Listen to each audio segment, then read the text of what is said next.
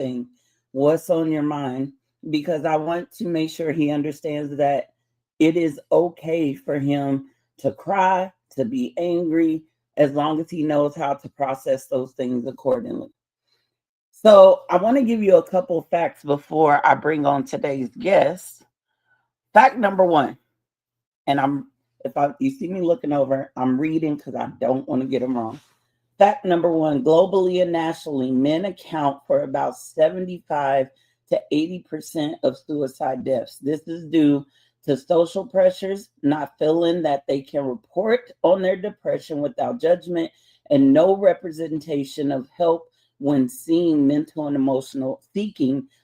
emotional health services.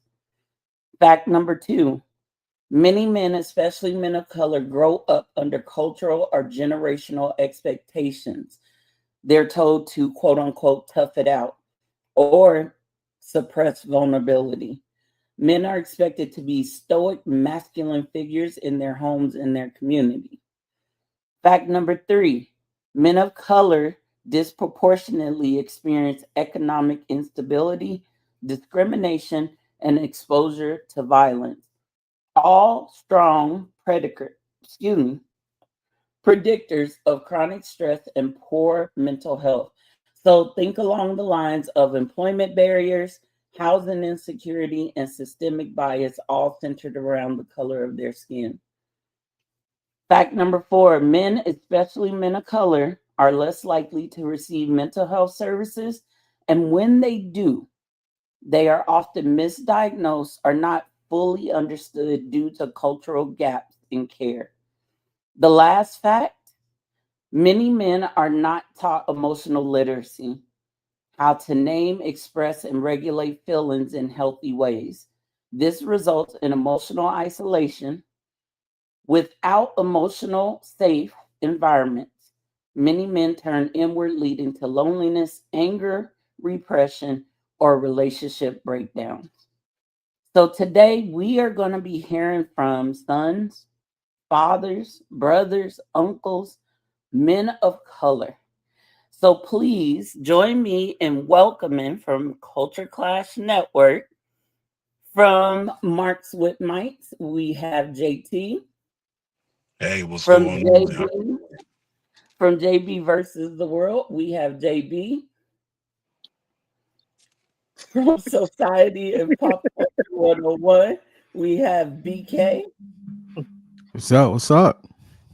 And from Sports4U Wrestling and Sports4U, or as Monty would call it, the Sports Ball channel, we have the OTC Trell and the Yo, main event, John Watson. Yeah, what's good? Welcome. What's good? How are you guys doing today? feeling Drained, good, feeling drained. good, But feeling good. good, feeling good. Another day in paradise. I'm Yes, good. sir. I'm good. So I first want to say this, okay? I want you guys to be comfortable. I want you to feel open to share. I'm not going to call y'all out or go around the room. If you hear a question that speaks to you, just answer it. All right? So I want to also say this. When we say men, some of the characteristics that come to mind are strong, provider, leader, protector, safety, in some cases, dominant in the best of ways. However, we don't always talk about what happens underneath all that. Underneath your strength, underneath your leadership, whether it's in your marriage, your career, your community, or under your being safety for those that are connected to you. So, here's my first question, and anybody can jump in and answer this. When you think of mental and emotional health, what comes to mind for you personally? Oh, let me grab this real Hmm. quick. Go ahead. Uh, mental and emotional health safety, right? Yep. Mental and emotional are connected the same way the neck bone is connected to the head bone, shoulder bone. You remember the song, right? I Mhm. always say that, if you let it affect here, it's going to affect here, right? Right. And sometimes it's vice versa. But learning how to manage that and finding a safe space to express that, that is, I want to say, More so now, it's more so encouraged versus back then. It really wasn't. You know the old Right. saying, hey, you better man up, better toughen up, right? Now, not so much. Men are now expressing, men are now going into therapy, but a lot of men from my era have not gone into that now, right? When you talk about the men of this era, we're talking men inside their early 20s. They have that outlet. They've had outlet for a while. As far as men that are, in their 30s and their 40s and 50s and beyond, that was never the case. You would never hear, it's especially growing up, like, hey, I'm going to go speak to my psychiatrist as a man of color, black man. Mm-mm. Now we have that outlet. And I mentioned this in Society and Pop Culture, I want to say about a year ago. We, as men, we like to do everything in one trip. I use the analogy of carrying the grocery bags, right?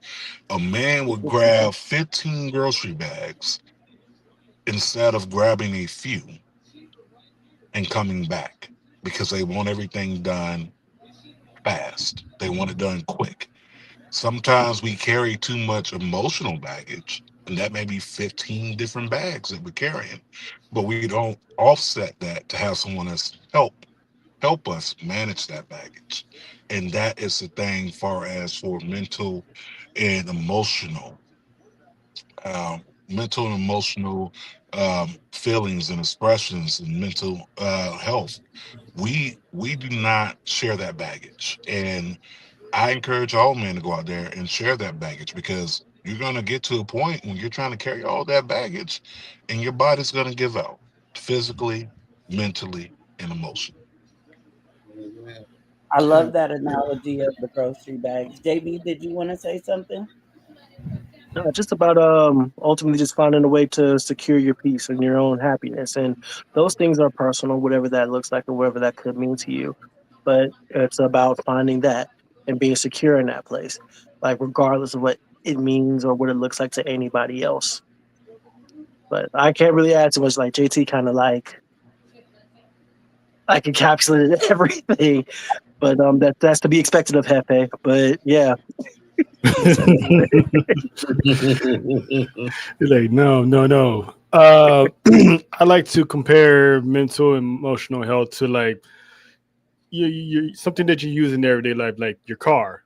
The mental health is like the engine. If you don't take care of the engine of the car, eventually the car is gonna break down and break down and break down, and eventually it's gonna die out. It ain't gonna work like it's supposed to work, and then you can be in some problems.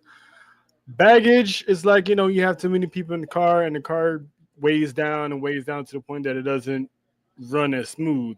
So sometimes you have to find that outlet to unleash those baggage, because it the as the year goes by, the more and more it weighs down. You could be looking at 10, 15 years of wear and tear and maintenance.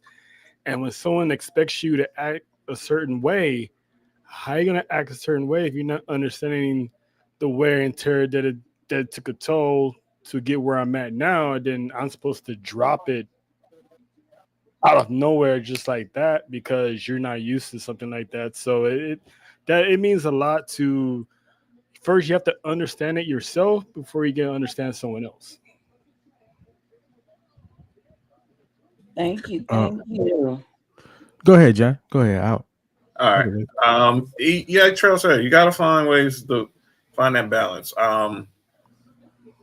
When you think about your mental health, you got to sometimes know when times are getting really like overwhelmed. You got to know when to step back. Sometimes as men, because like the macho thing is, oh, let's do it all I want. Let's take it all head first, and instead of just falling back, breathing, take some time, and controlling whatever state you in.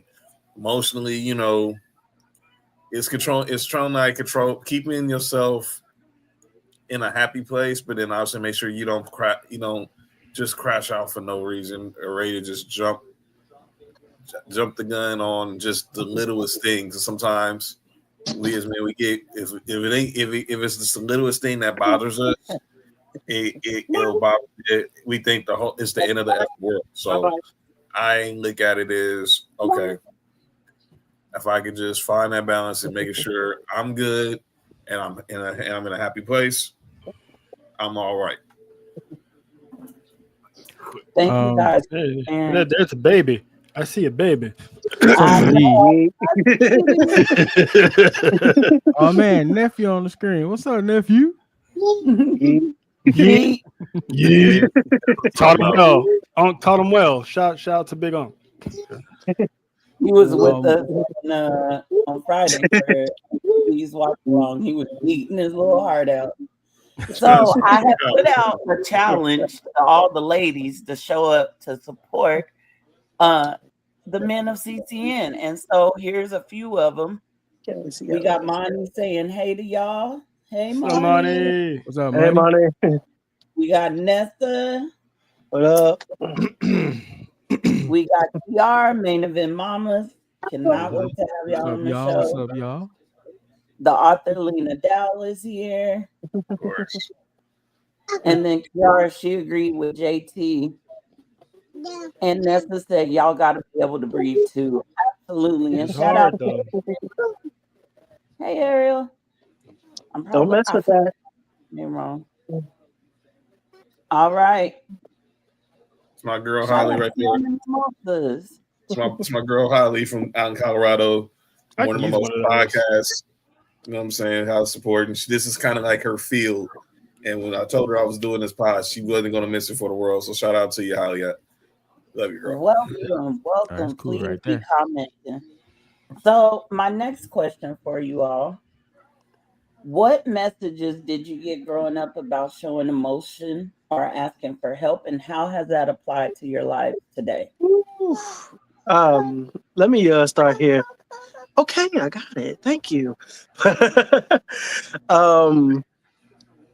I am first gen American on my father's side, Nigerian, very old school.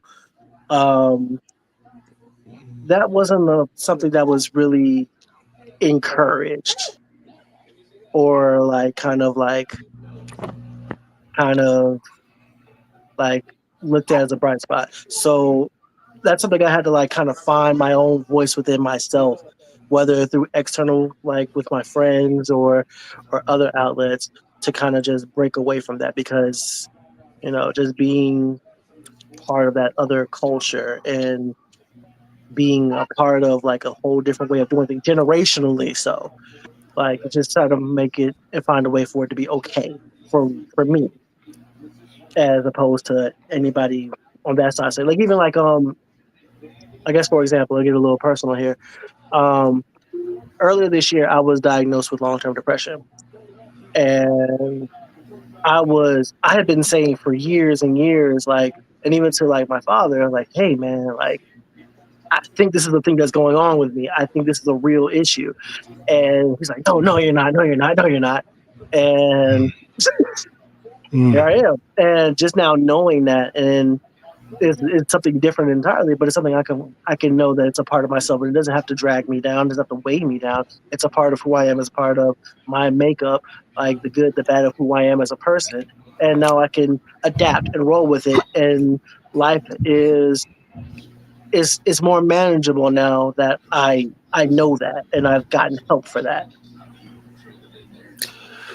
Well, I'll go. I never had the ability to have that outlet of talking to someone or asking anyone for help, because my father actually, I think maybe 6 or 7, maybe 8, he had took off, so he stopped coming around and stuff. So it was just me and my mom. So I never really had friends, because I was never allowed to go to people's houses, couldn't have company over. So it was literally just me, I was the only child.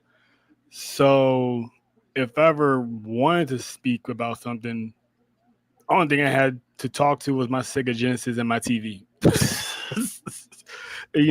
Here, just sit here, be a kid, and away from the outside world. So I really never had a big brother, because I have an older sister, but I've never really lived with her all through my life, so I never had that older sibling to talk to. So looking back at it now at the age of 41, I know I probably struggled with mental illness, not mental illness, maybe depression, but I just didn't know it. But as I got older, I'm always noticing, like, I'm always in a bad mood, or when things are going good, I'm always just sitting there like I'm Eeyore from Winnie the Pooh. So it was like 2019, I went through a depression, but I got myself out of it by taking a trip, and it helped.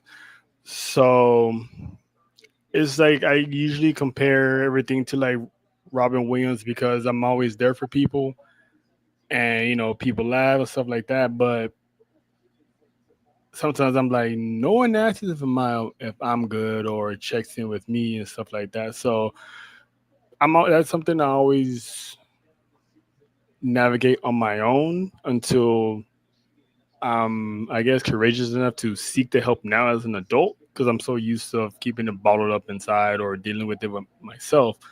But because I didn't have a bad childhood, but I'm that means a lot.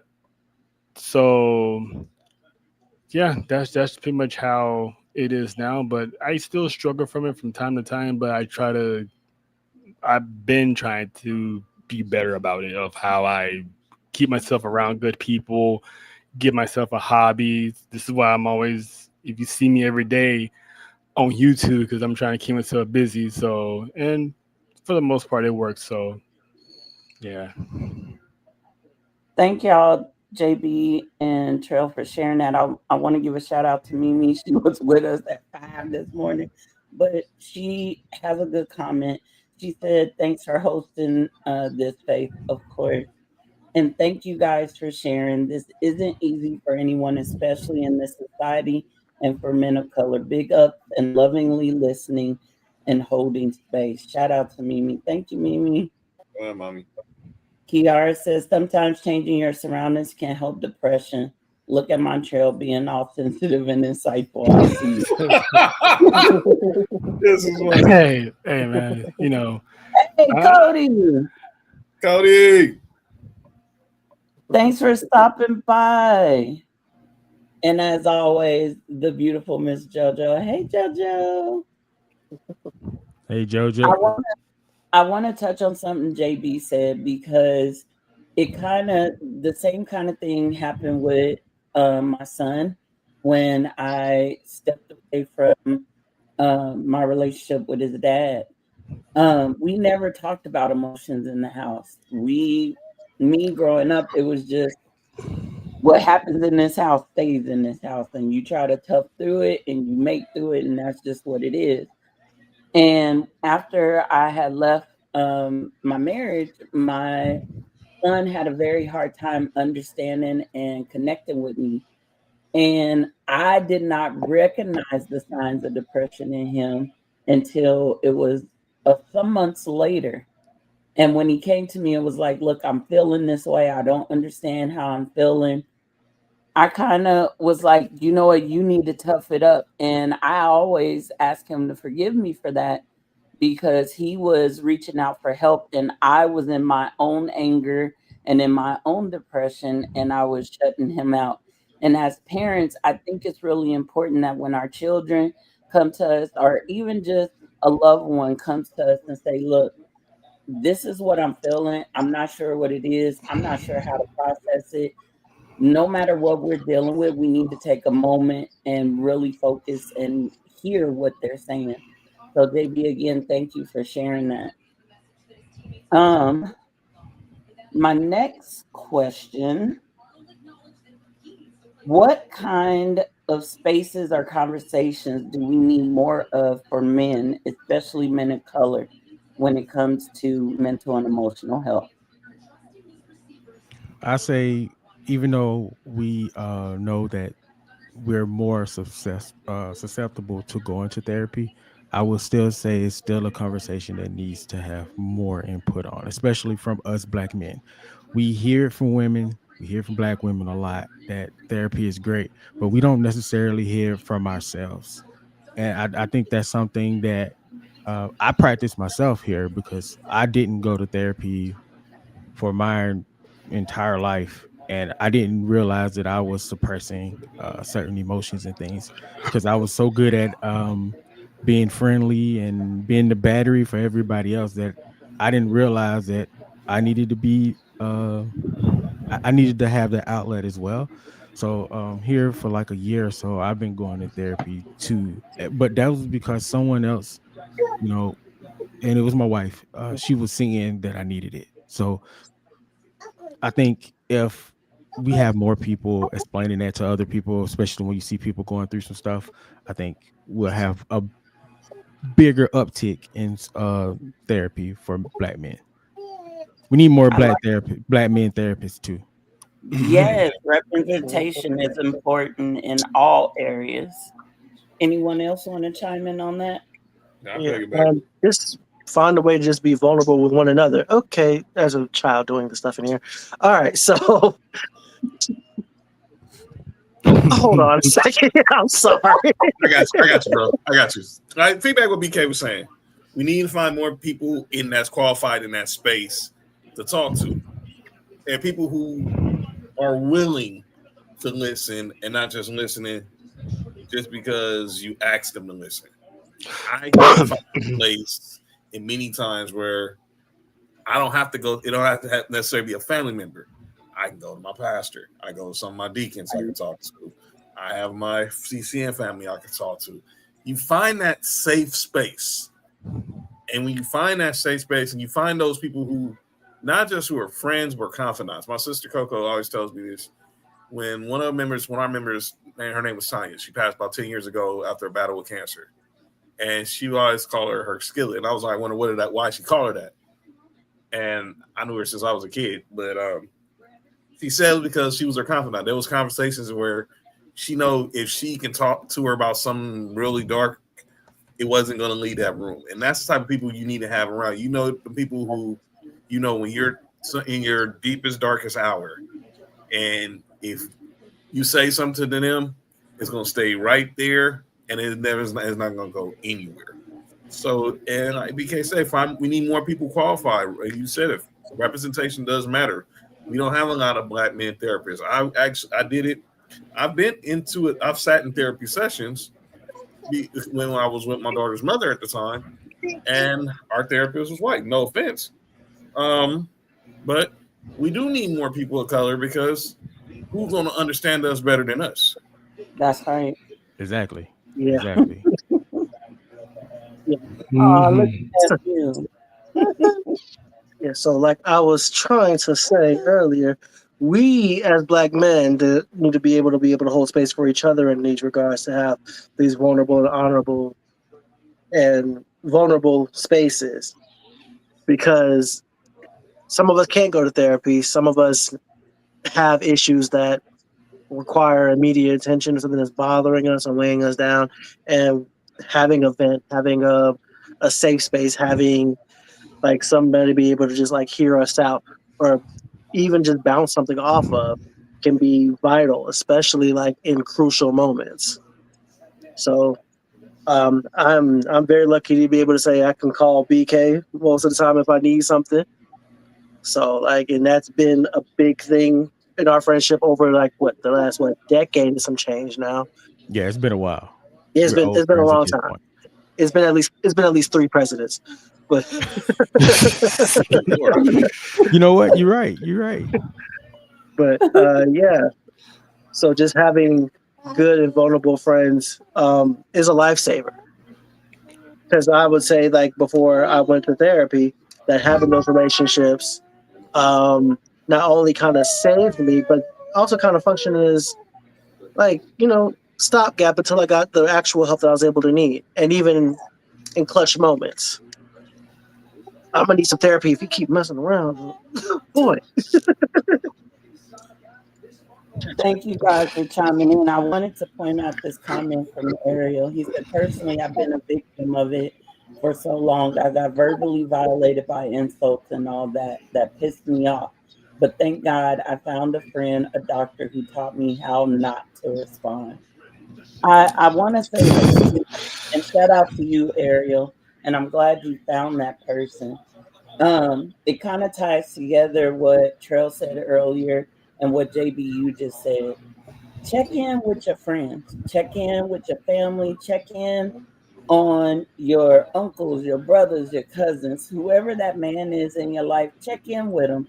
A lot of times, and I know this from the men in my family, they wear a mask, they wear smiles, they say things are okay, but really take the time to check in with them.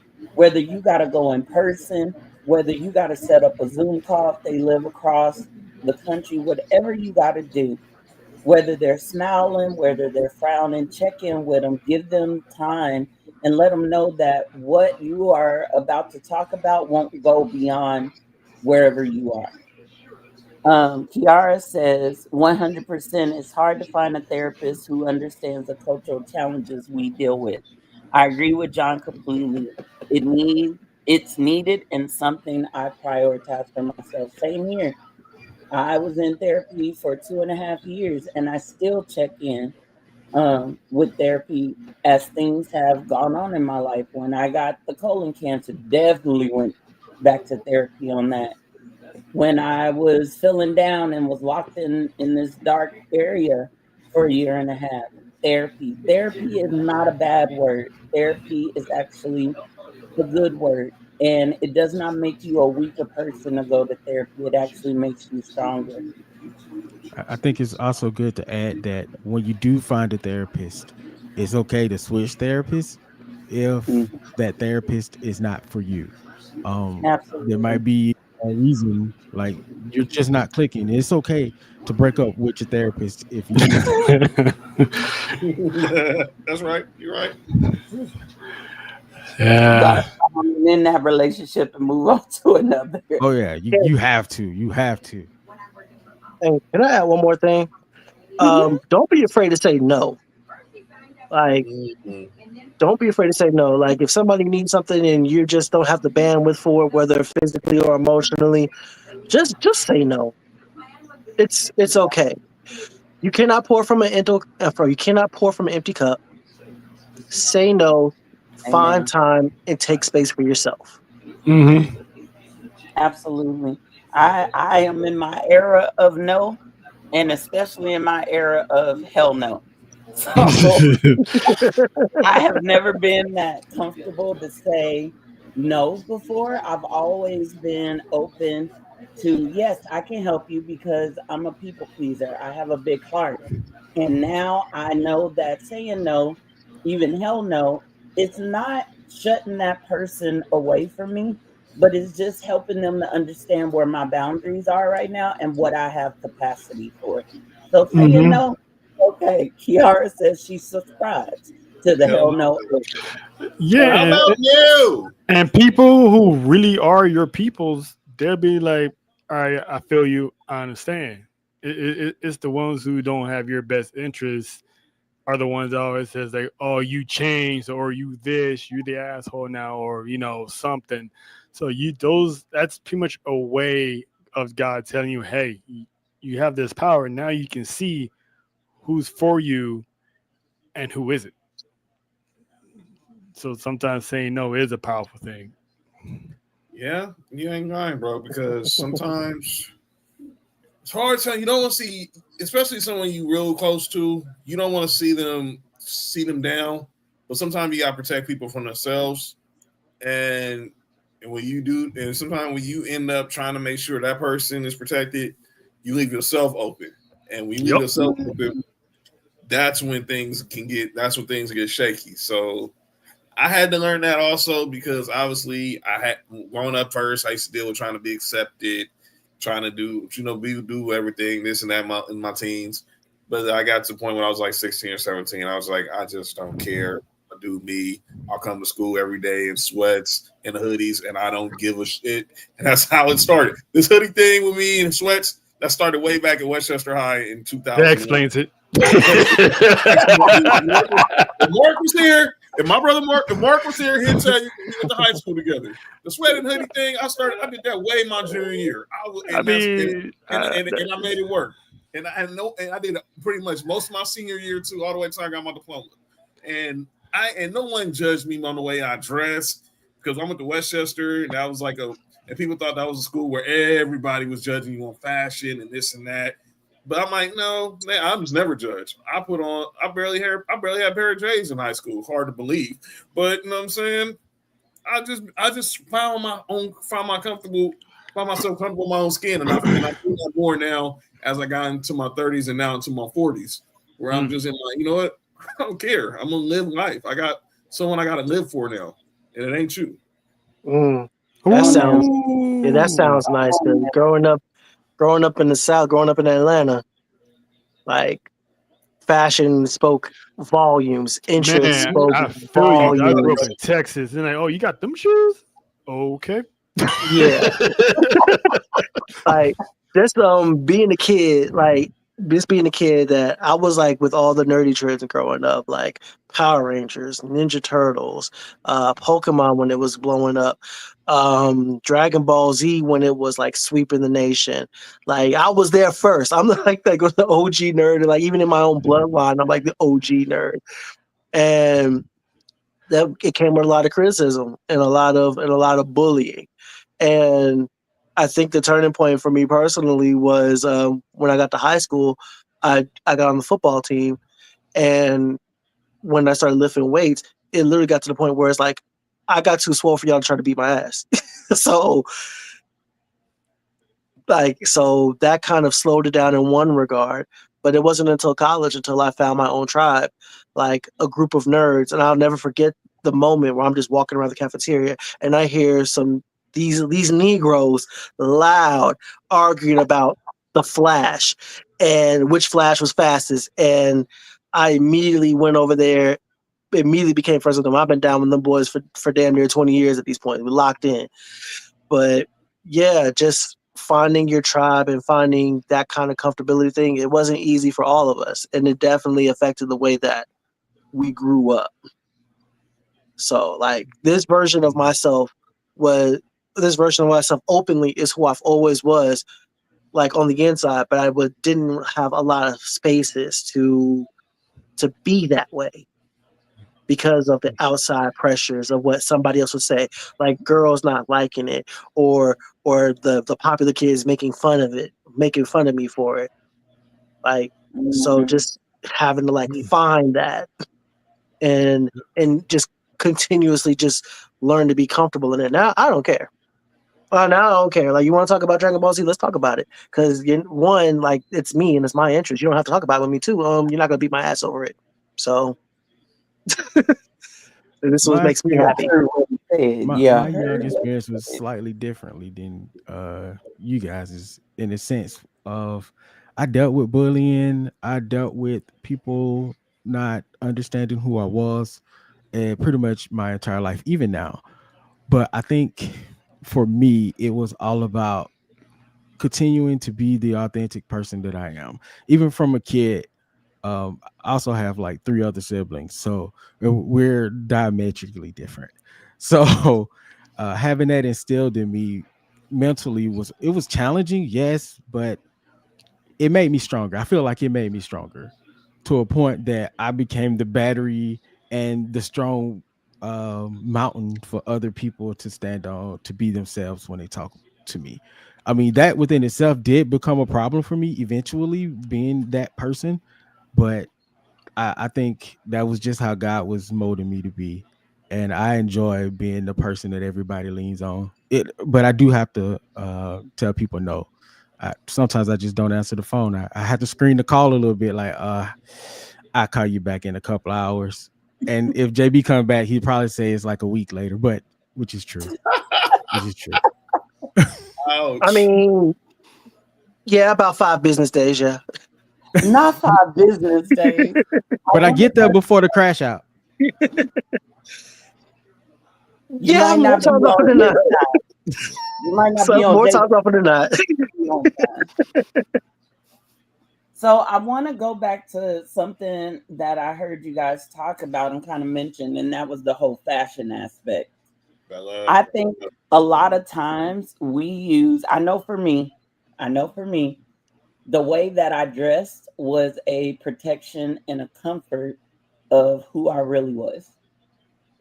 like it was a barrier for me to say you can't see who I really am, because if I let you see who I really am, then I feel like you are coming to destroy me. Like, what's your agenda?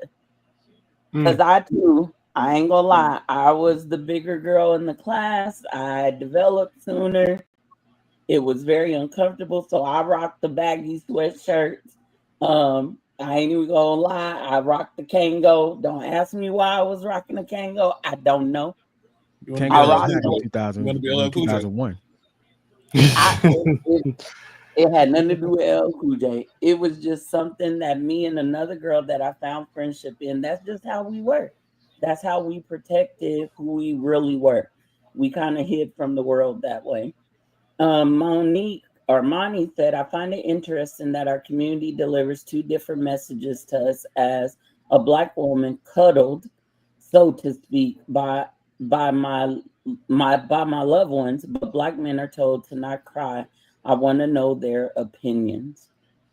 Y'all got any opinions on that? Yeah, because there's lots of times my mom, we used to go to like her friend's house and her friend had like a boyfriend or whatever, or we go to like a family member's house. And if I'm like crying about something, like, man, quit crying, go do some push-ups, do this, do that. It's never like, sit you down and give you like a life lesson talk about this is why, this is how it's going, this is why your mom disciplining you this way. None of that. It just, fuck you crying for? Like, and he's not even my dad. And he's like telling me like stop crying and stuff like that. So it's like I've heard that multiple times, and I've been in a relationship probably about like 20 years ago where I tried to express my feelings about something and it gets sent back to, oh, you're always complaining or you're always whining about something. It's like, well, damn, how am I supposed to tell you what's going on if this is what I get? So I usually start shutting down from people. So yeah, I definitely understood what Monty is saying, because we're told that we're not allowed to have feelings. We're just supposed to be the Hulk, the He-Man, the Terminator. Superman. Yeah, like, and it's like, it's not like that. Hell, even Superman had a problem. Why do you think he always went to his parents to have a talk? Batman went to Alfred. So it's like the superheroes that we supposed to be, they had people to talk to. So it's kind of ironic when they always told us we're not supposed to be that way. I watched my father not really express his emotions a lot. So as a parent, I wanted to fill in the blanks that he didn't fill in. And I knew culturally and upbringing wise, he got a lot of siblings. So I can understand by the time it got to him that it wasn't like a lot of emotional love shown. Not saying that there was not any love there with my father. It was plenty. But that was never the man up conversations happened from time to time with uncles and cousins and stuff. So when it came down to my son, he was having issues and he would come home, he would get upset about things. I would tell him, it was like a middle ground, like, don't show this to the public side because they're not going to understand your tears, especially in our area. They're not. They're going to take that and they're going to use that against you. But when you come home, when you enter these doors at this house, you let loose as much as you want to. And we will talk about whatever emotions you need to talk about, because I also understood that he needed to free those emotions. But you kind of can't do that in the public space, especially not at a school. They will eat you alive. Yeah. And even now. Yeah. Yep. Yeah. With me, my dad wasn't around. My dad got rest his soul. He would have told you, my name was Tony Watson, and I'm a stone cold crackhead. So, but he got sober, and we'll talk about that later on during the show, probably. But my mama was the person with me because she grew up a single mother, so she had to be tough on me sometimes, and she was always working because she wanted to make sure I had everything I needed. I mean, I was a spoiled only child, so my mom worked the swing shifts. Well, one day one week she's working from 6 to 2. 1 week she's working from 2 to 10. Then 1 week she's working graveyard. But it didn't bother me because but she was hard on me, but she also showed me the love that I needed. I kind of got my communication for me to how to deal with stuff was talking to my grandmother up until she passed when I was 13. So my grandmother was blind. She was blind from the time my mom was in junior high to the day the Lord called her home. I could find ways to be around her and talk, but I couldn't say the stuff to my mom. And obviously, when my dad got back in my life after he got sober, I still had to develop that too, because only real male figures I had was like my uncle, my mom's, both my parents' brothers on both sides, and whatever man my mom would be in a relationship, they seemed to cling to me, but they wasn't trying to act like they was my daddy. I will say that I respect them for that. So, but I never had that relationship where I can talk to them. Maybe with one person, that was my mentor. His name was Reverend Dwayne Dreer. He and my mom dated for 2 years. I always call him Pops. He's that one person that I could talk to about anything and everything. And he'll talk to me as a son, and then he'll also be able to talk to me as a man and let me know what's, and don't make it seem like he's being all macho and shit and telling you can't stop being soft. Mm-hmm. Can I add something? Because I see like in the comments everybody's saying that this is something that we all it's culturally everywhere, and that is true. But I still think at some point I think it starts as a protection, because we want to make sure that our sons come home. We want to make sure that they're seen in society as upstanding, strong men. And you can't be that if you're out here being emotional, is what they would say at that point. So I think for the time period, that's what everybody's mindset may have been. But we're slowly changing that now. But I'm not saying it was good. I'm just saying it was a measure of protection that maybe went overboard, Yeah, I have had that conversation with my son during that time where we saw a lot of Black people being killed in the news and things. I remember being in the car with my son and we was grooving. Okay, when I'm in the car with the kids, we grooving. A policeman pulled up next to us and my son immediately froze. And I'm still over here grooving, oblivious to him freezing.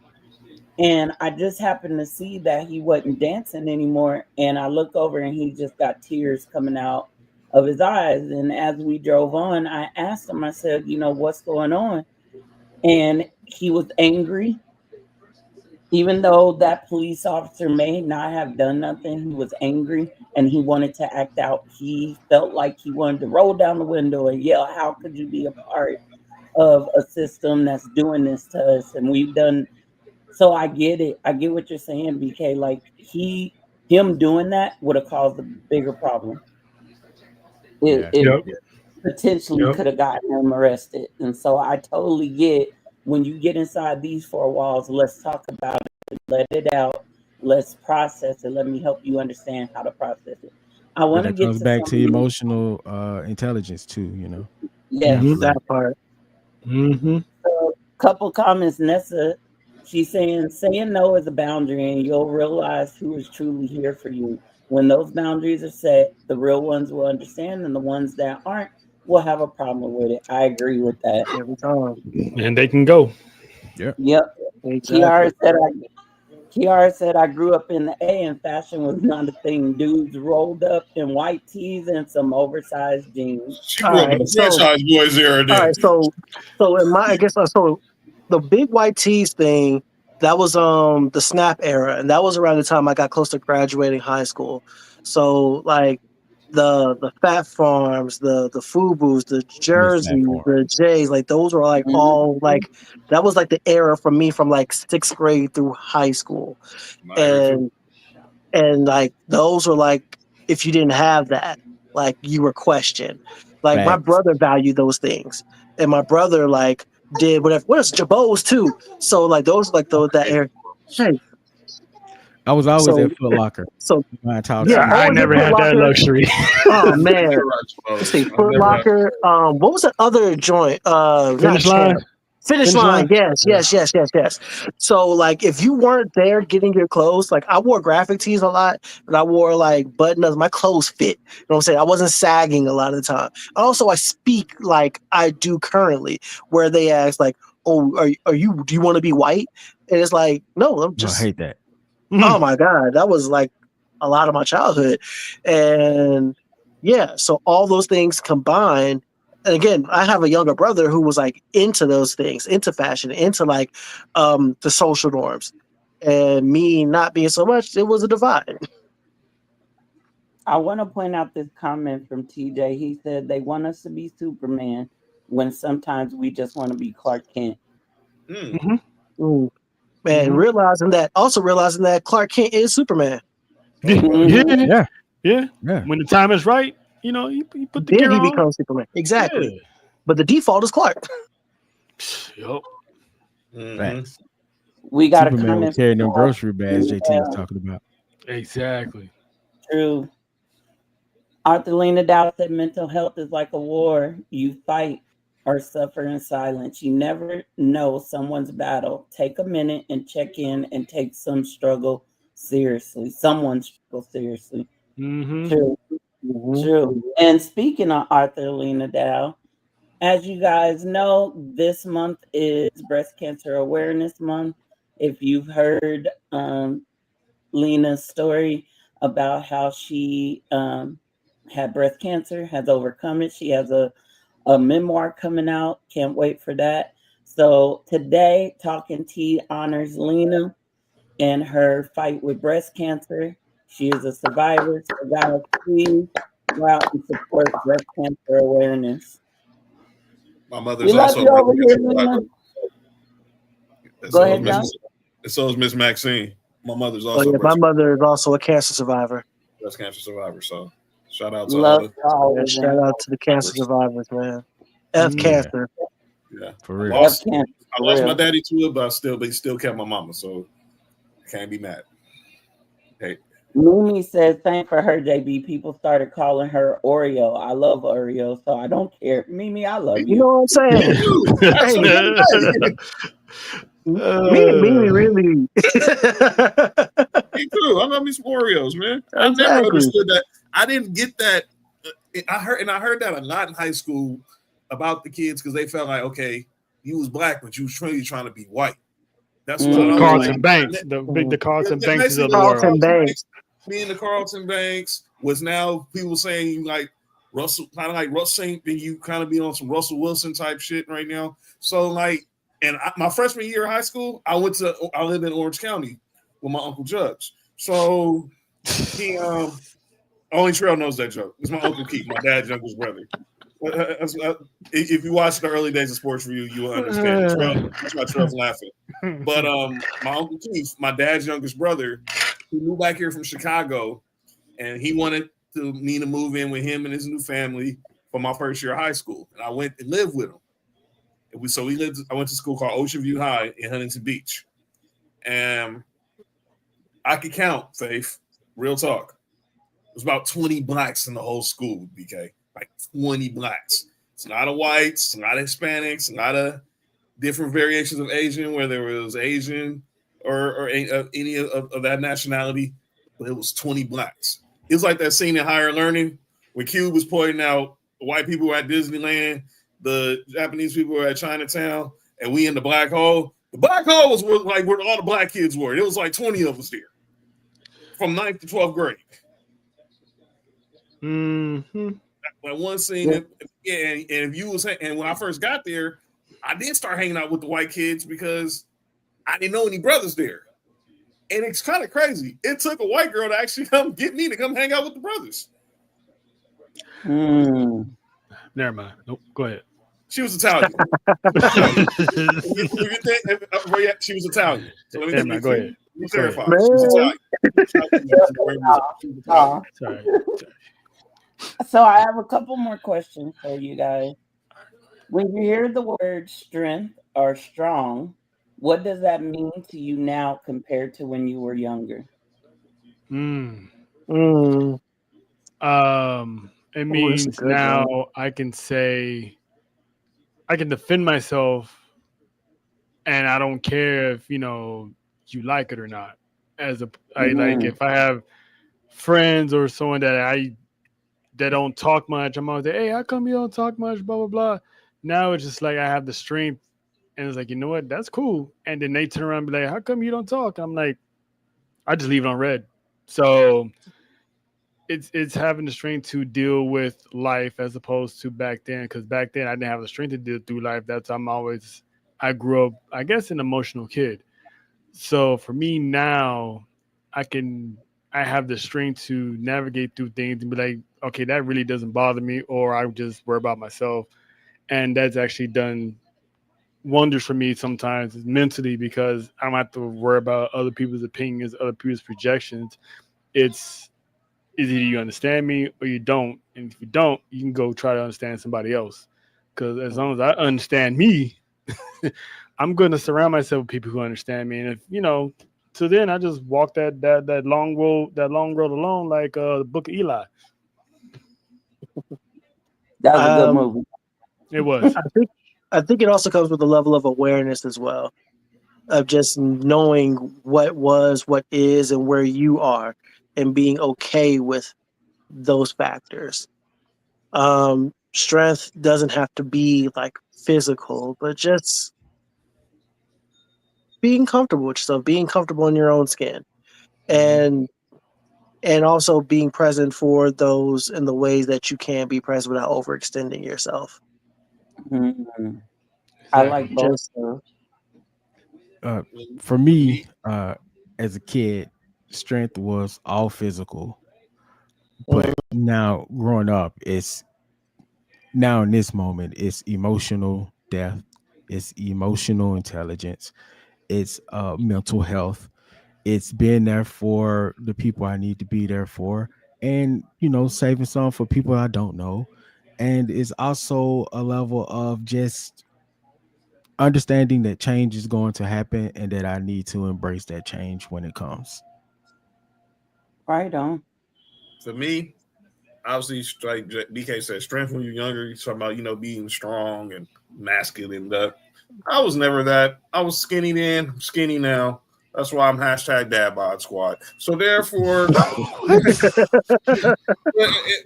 but more with me then the strength now, because I've been saved since I was 14, and I didn't really get more into my faith and spirituality until I got into my 20s and 30s, and more so now in my 40s. So um it's me with the spirit, the strength I find spiritually, knowing that I can go in my prayer closet, have a talk with the Lord, and tell Him what's going, thanking Him for waking me up, and talk and praying for that. Make sure things just go smooth throughout the day, whether not just with me, but others who I considerably care about, you guys and my family and my daughter and this and that. Emotional, obviously, is making sure is knowing that I can be there for somebody and not and be vulnerable, and I can be vulnerable to somebody else and knowing that I won't be judged. And Mm. the same thing when it comes to mental, where you can just be able to just woosah, talk about whatever it is you got to talk about, and you not worry about somebody looking at you like you're a weirdo. You know, I want to chime in on this too. For me, as a woman, it was sorry if y'all hear my loud daughter in the background. She on that VR headset, and anyway, I um, understand. I understand. being Yeah. strong for me meant you lock in, you you don't reach out, you find a way around it, you find a way to figure it out, and you make it happen. Now I don't see that as strength. What I see as strength now is being able to go, for example, to Nessa, and shout out to Nessa and JoJo, Monty, and Leslie. I go to them and I share things that I wouldn't share necessarily with a lot of people. Some of my fears, some of the things that I don't feel confident about, some of the things that are hurting me, and some of the hurt that I've been through. And I'm thankful that they are there for me to be able to release that, but also to receive what they have to say. So strength for me right now is being open and honest in all areas of my life. a couple comments I want to get to. They were having a discussion in the chat where Mimi was talking about how she was called Oreo, but she loves Oreo. And then TJ said, well, his term is coconut, but he loves coconut. I've heard coconut. I've I've heard never heard coconut. that one. I've I've never I've heard heard that. coconut. Coconut was Yeah. new. Coconut is new. Yeah. Yeah, I've Because never heard coconut you before. you know her, John. Ashley. Mhm. She's been called coconut because she's Mexican, but she grew up watching Disney and stuff, so she moves differently. So she always told me that they call her a coconut for that. So Mm. Shout out to Nessa my said, you Watch niece. see how Disney? creative. well, because she doesn't think like the typical, I guess supposedly the stereotypical what I don't know what a Mexican female is supposed to think or a culture is supposed to think like, and she's different. She leads not follow type of person. So I guess if you don't act, it's almost like being called an Oreo, but for them, it's Oh, coconut. so the coconut version is to Hispanics is what the Oreo is to black people. Right. Yeah, And Okay. Nessa That's said, the news see to how me. creative they are being called Oreos JoJo. and coconuts just to show our color as an insult. But Oreos and coconuts are delicious and they can't discourage no one. I know that's right. Shout out to my girl Mimi Kristen said, in the chat. She's actually I think I'm not saying Chris either a therapist or a psychiatrist. So hey, Yeah, there is a difference. Yeah, you're right. yeah, I remember which one. Kristen from Sports4U. Yes, she Shout out to her. yeah she's good. Yeah, I'm still trying to look for that one, but it's because even sometimes even your own homies or something like that, you like for me it's hard to get into like mental health or talk about something because depends on who you're talking to, they can easily just turn into jokes, and sometimes I always feel like it's never a good time for jokes. It's like, all right, let's lock in and talk about it, but you know it is what it is. Like sometimes laughter is always good medicine, but there's always times that I just want to have a discussion session and joke about it later or something. But it's always good to have the right type of people in your circles that you can actually talk to. So Right. Yeah. Mimi said before her mom passed, her last words to her were be strong. Being strong always meant not showing emotion, not crying in front of people, and pushing everything deep down. Now, strong equals the opposite. I mhm. feel that, Mimi. TJ said for him, strength meant being physically strong. Now it's more about being mentally and emotionally centered. Of course, one can be healthy as the fittest man alive, but if not, it's useless. Yep. So I got uh here's a question. Being that each of you have a woman or women in your lives, whether it's a woman in your family, a woman you're connected with in a circle like you guys are with CCN, or in friendships, I want you guys to take a minute and let the women in your lives know how you would like to be supported when experiencing challenging times with your mental and emotional. I'm going first because I just went through this. So I'll say it now because some people know, but most people didn't know. I just went through a legal custody battle with my daughter. Trell knew, Nessa knew, JoJo knew. I don't think I ain't told you yet. Mark knew because he's my day one. He knew, and recently I got legal custody. So there was things going on with my daughter that her mom wasn't telling me, and I kind of was like telling her when we was having these mediations between one another before we went to the actual mediator. You shouldn't have to go through that by yourself because she's went through that. My daughter's mom is battling anxiety, and she's always been on the go with her oldest daughter. She felt like, okay, yeah, you're present, but I sometimes just be on the go, be on the go, be on the go, be on the go. And with me, it was even when we were together. I told you I'm here, even though we're not together. There's nothing more important than my child. So when I got legal custody, it was a weight lifted, and now we can work together because I should not like my daughter. I found out my daughter had ASD, but she kept that from me for a year. And I told her, like, you shouldn't have to went through that. Even if we got to go to the sessions together, I'm going to go. And my mom told me this. I had to get this done because she got tired of seeing me hurt. And when my mom said that, I went back and I was like, dang, I didn't know she was right. And I asked her, like, you know what you said really hit. He's like, you're not a mother. So I see how's it weighing on you. So to the ladies, when it comes to supporting men, especially those in my life, just being there to listen or just being present to keep us sane goes a long way. Trust. Mm-hmm. You ain't got to say much. You ain't got to do much. Just being present and showing you care is what gets us through and know that we are going to be all right. Well, for me personally. Yeah.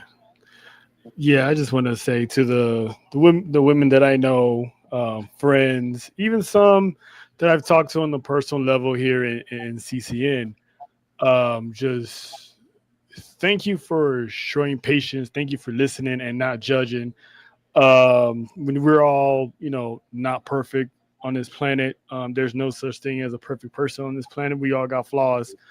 But thanks for always, when I need tough love, whether it's like a conversation or the look, I appreciate it because it keeps me like, all right, I got to move this way differently and stuff like that. Continue to understand me, try to understand me, and I definitely appreciate every thing that you guys have done for me, or everything you guys have done for me so far. BK, you want to go first, or just like? Go ahead. All right. 2025 has had hands and feet. I have been knocked every which way, and I've been turned every which way but loose. But if not for the strong support system that I have, especially from the women in my life, that temptation to take a long walk off a short pier would have been greater than what it has been. Mm-hmm. So, like, I appreciate them for doing the things that I do need.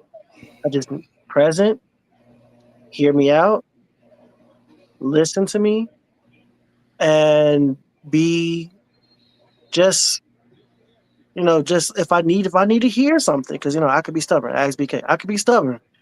Oh yeah. I could be stubborn. Yeah. That was a lot. We That was a lot. we all can. We all can. Yeah, trust and believe. That was way too much. You were at a 7. I need you at a 3. All right. Yo, But yeah, like, I absolutely appreciate every single last one of you. Like, I love you from this day till my last day, like my mom included. Wherever she is, love you, Mom. Wherever she What?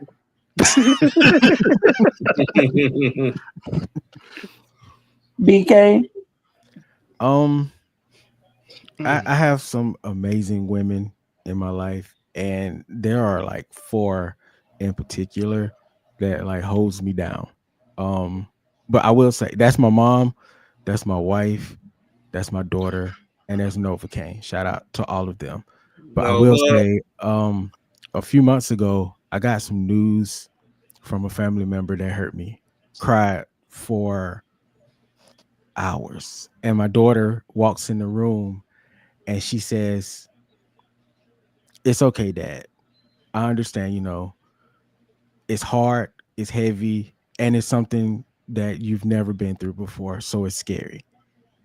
And then I looked at her and I started laughing. I was like, oh my God, I can't believe how emotional, intelligent you were to come in to tell me that. And like every time I go through something now, or every time there's like something heavy on my heart that is unknown, which is why I say, change, just accept the change, because it's just new and eventually you will get through it. So I have 4 amazing women that always make sure that I know that, and I appreciate them so much. But if there's one thing that I can say that I just need from them, is when I do bring my emotions, just don't overthink it, Mhm. because sometimes we can overcomplicate things, and sometimes it's not that big. You know? Talk about it. It's just simple. Yeah. I appreciate that. Lena said, it's okay not to be okay. Embrace your struggles.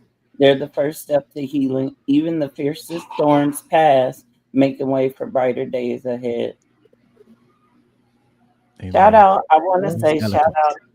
shout out to Lena. She always puts that nail in it just the right way. So before we close out today, I want to bring up a segment that we like to call serving crumpets.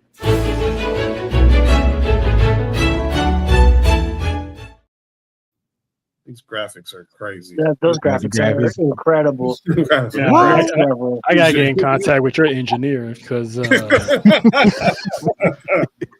know what I'm saying. Well, if you need my engineer's number, just DM me because I do all my graphics myself. So, Show you right. serving crumpets. Oh, okay Mm. then. Thank you. Toot Yeet. your own horn over there. I feel it. Um, serving crumpets is a segment where you leave a little bit of breadcrumbs.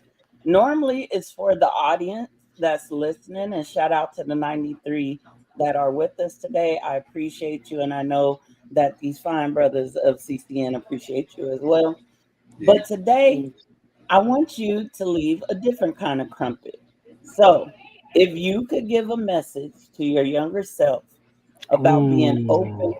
expressing yourself, and making self care a priority, what would that message be? Okay. I'll, s- Who wants to go first? I'll do it. Uh, I Okay. would I would tell my younger self, be unapologetic for expressing how you feel, because if you keep it bottled up inside, at times it's not going to come out the way you want it to come out later on, because it might come out of anger or despair. So I would tell my younger self, if there's something that you need to speak out about, do so. There's nothing wrong with cleansing your soul of negativity or something that's weighing you down. So that's what I would tell myself: is be strong, not just be a he-man, but also emotionally, mentally. Never be afraid to, you got someone to talk to. If it's a female, talk to a female. It shouldn't be an embarrassment to, ask a female for advice, because 9 times out of 10, a female will always have a different outlook and perspective in life that a man can't see. So always never be afraid to speak out. That's what I tell my younger self. Mm. All right. All right. Before the baby comes back, tell the motherfuckers no. Like tell them folks no. Like, do your own research. Believe in yourself. Your time is coming. Your feelings are valid. Believe in who you are. Believe in things that you believe in. You are right. The things that they tease you about are the things they will clamor for. Like, do not carry the weight of the world and somebody else's opinions and false on your back and on your heart. Like, you are okay. You are enough. Is what I That's would tell good. Dr. JB. I'll go Dex and then let BK close it. To young Jonathan Watson, if you was here, 41-year-old Jonathan Watson, don't worry about being accepted by everybody. Because where you at now? There were friends you had when you were younger who you tried to fit in with. You felt like you had to do stuff just to be accepted by their, just to be accepted. And now you ain't heard from the people, and God knows when. Mm. Real ones are gonna be around no matter who you are, no matter what you do. Learn who is your homies and learn who are your associates. And when it comes to being vulnerable, don't be afraid to speak out. I know men would tell us back then, it's not my show to show our show our emotional side. but it's a new day. And we as the men got to start prioritizing not just our physical health, our mental health, our emotional health, and our spiritual health. Don't be stubborn and do the macho thing. Make sure you have your health in all aspects in order. Otherwise, you're going to find yourself right where you find yourself in a real dark place, and you don't want to be there. Stay positive. Very good. Thank you, John. BK, you want to close it out? Sure. I will tell young BK to stay the course. Sprinkle just a little bit of radical on top of that. It's okay to say the thing that you find. It's okay to push the issues that you want to push. And it's okay to pursue the dreams that you want to pursue. Don't let anybody tell you that they're not good enough and that you're wasting your time. Because like John said, look at where you are now. You wouldn't have gotten here if you never pushed yourself and got out your own way. And not let other people tell you which way to go. Follow your own path. And don't fumble your wife, because you almost did. Good message there, BK. Shout out to Mrs. BK, man. Hey, Faith, I got one more thing that I want to add. Shout out to you for putting this all together, because not everybody know, but everybody in this room knows the trials and tribulations you've been through for the past couple of weeks. And by the way, it's still on site for the perpetrator. We ain't forgot. But the pain, anguish, frustration that you've been through the past couple of weeks, to still find the time to put others' mental health on the forefront for us to talk about, that all of us appreciate you. Because for the ones that are out there listening that didn't have anyone to share this discussion, you're someone's savior today. Absolutely. Amen. So shout out to you. Y'all ain't about to make me cry up on here. I got a reputation to uphold, okay? No, we gonna make you cry. I just got my crown back. She's not just Wrestle Faith. She's not just Wrestle Faith. She's not just graphics faith. She's emotional faith. Yeah. Very much emotional faith. Yeah. Crash out faith. John, Not crash out now. Thank you, Trell. That means a lot. I just feel like sometimes my brothers, and I mean this of all men, sometimes my brothers get left in the shadows, and I don't think it's fair. I don't think it's right. And if I have a platform, whether it's one person listening or the 96 that's with us or more than that, I want you guys to be seen. I see how hard you guys work to build your own channels, to check in on us. I know Trell has checked in on me. I know Big Oos, John has checked in on me. I'm getting to know BK and JB, Kev and Dallas, JT. They have all checked in on me since I've been a part of CCN. And whatever I can do to show the spotlight, to give y'all some love, and also help others understand the importance of men's mental health, especially among men of color, I'm going to do that.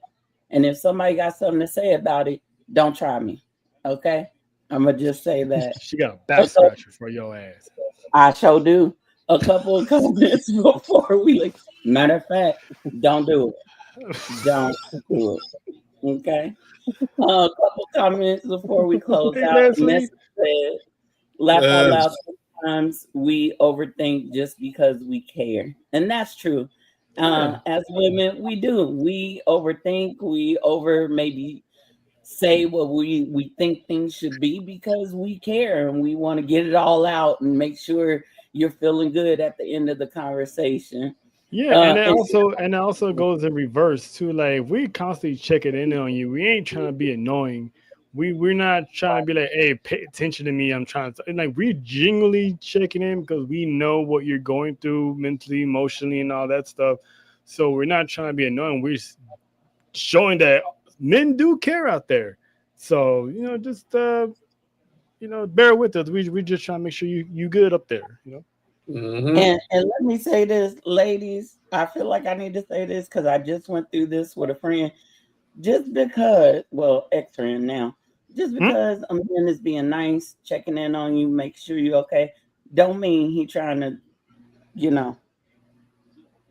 ain't trying to be paint out. You know what I mean? Anyway. Target practice. We ain't trying to target practice everybody. We actually trying to be good human beings. Yeah. Shout out to Mimi because Mimi was up with ATD this morning doing our watch along. So she got thrown on the bus like real. Y'all had a long shout out to the Bonnet Club. You know what I'm saying? That's the Bonnet and Blanket Club. Shout out to y'all.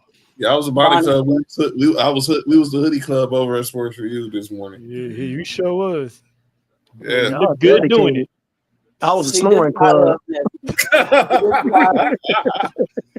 This is why I love Nessa. I know that's right. We riding that Dawn for real. All right, y'all. Look at that. My girl Chris is a therapist, Faith, by the way. Yes, I saw her comment. And this statement is true.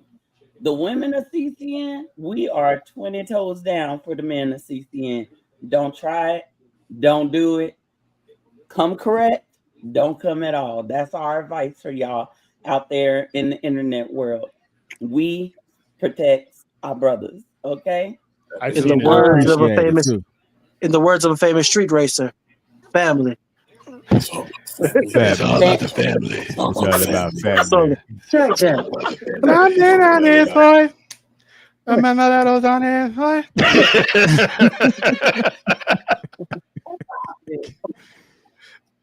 Hey, Tanisha. Tanisha. Did I freeze? Let's watch it. You did. You did. Y'all still hear me? I think you cold up there. We can hear you though. Oh, there you go. You back. All right. So y'all, we are going to close out because whatever's going on with my computer, it's saying hell to the no. It's in its hell no error too. Let me wrap it up. Say that. Yep. So thank you everyone. JT, John, Trell. Uh-oh. Uh-oh. That computer say, wrap it up, me. I'm gonna wrap it up for you. They really are going to hell no error. Yep. That computer said, "You're right." I said no. It pulled a last night. We've been up too long today. We tired. Y'all, I'm just gonna say deuces. Yeah. Right. I'm just gonna say deuces. And we out. Check y'all later. Yes. Yeah.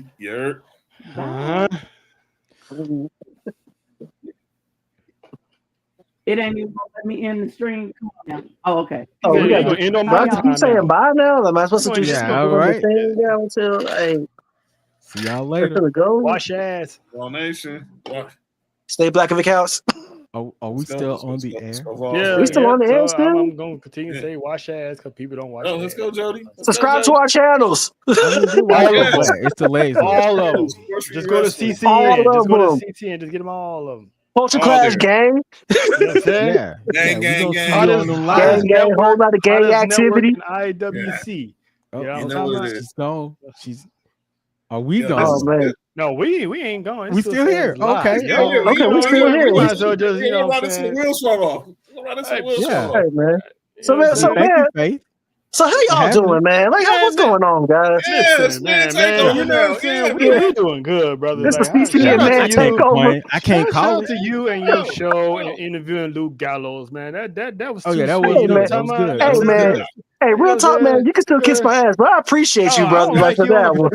Anyways, you know what I'm saying? But right now, we brothers, family. You know what I'm saying?